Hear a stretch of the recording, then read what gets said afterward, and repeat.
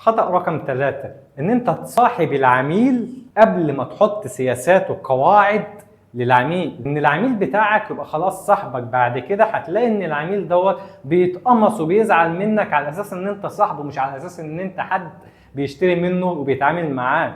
ان انت تصاحب العميل ده بيخلي ولاء للعميل، لكن في مرحلة ما بعد العميل ما يكون اتعامل معاك مرة واثنين وثلاثة وعشرة، ويكون عرف السياسات بتاعتك وطريقة التعامل معاك، وان انت حطيت قواعد للبيزنس بتاعك مع العميل، ساعتها تقدر ان انت تصاحب العميل ده. بس مش اي عميل تصاحبه، لان ما تنساش ان انت بتتعامل مع اشخاص ليها طريقة وليها اسلوب وليها شخصية وليها فكر. وفي اشخاص كتير جدا من العملاء هي ناس لا تطاق الصراحة ان انت تصاحبها او تتعامل معاها.